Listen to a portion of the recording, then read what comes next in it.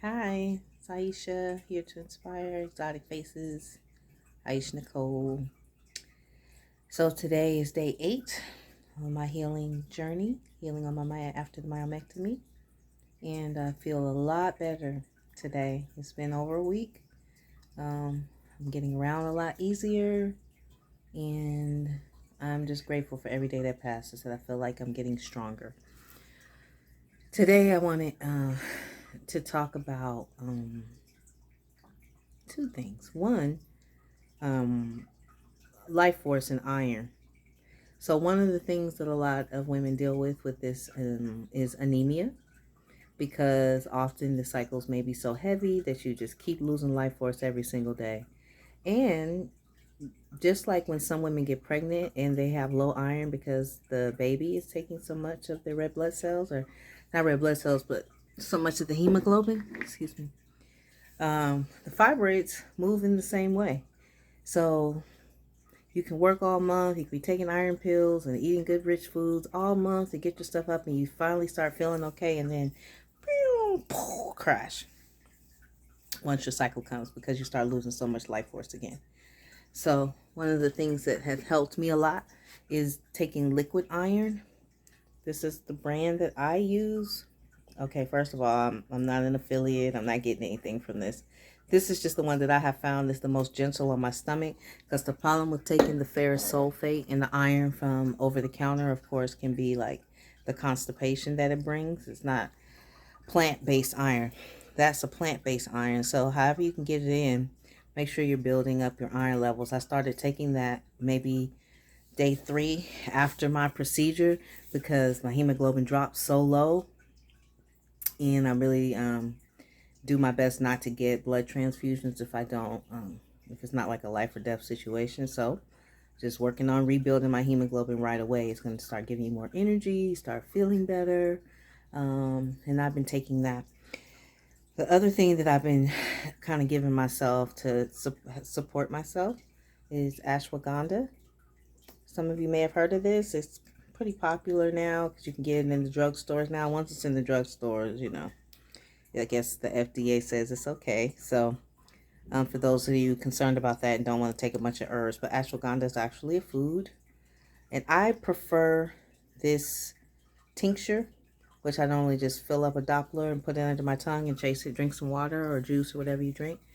But it really helps just keep you calm.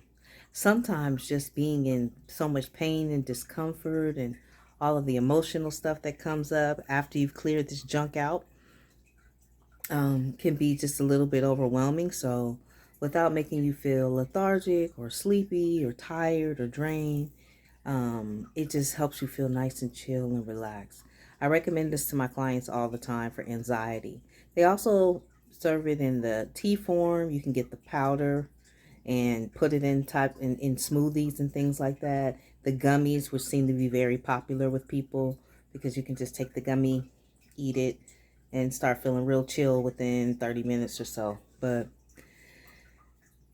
managing your emotional state, I feel like, is a big part of the recovery process. You don't need anything that's going to be too stressful or like worrying you or stressing you out, or stressful people, or even loud, stressful, chaotic environments, because you're healing. You just don't need that while you're trying to heal. So make it as peaceful as possible for yourself if you can. And if your environment is not really that peaceful, at least try and find peace within your environment. So I find this to be very helpful. It's been very helpful to me overall. And I'm encouraging ladies that are on this journey to journal what comes up for you. Write down how you're feeling, what you're feeling, thoughts that come. Because what you do have during this downtime is time. Time to be with yourself and embrace that time. Try not to fill all your time with just watching TV, just talking to people or getting visitors and stuff like that. Like, spend some time with yourself. In the last video, I talked about being very concerned about recognizing what you were going through when you manifested the fibroids over that period of time. And if you're still in that circumstance, you know, really start putting some thought towards what you can do to change that circumstance for yourself, or change your attitude about the circumstance, change how you feel about it, because, you know, patterns repeat themselves. So I, like myself, don't want to see anybody else, after going through all of this and all this pain and discomfort, back in the same place, you know, in 6 months, in a year, in 5 years even. So that's all today. I don't want to talk too much. I just wanted to share what I'm working on, and I'm doing my own emotional purge and observation and writing everything down as well, because that's part of the healing journey too, right? So take care of yourselves, hydrate, drink water, be gentle with yourself, be patient with yourself, and I'll see you on the next video. Peace.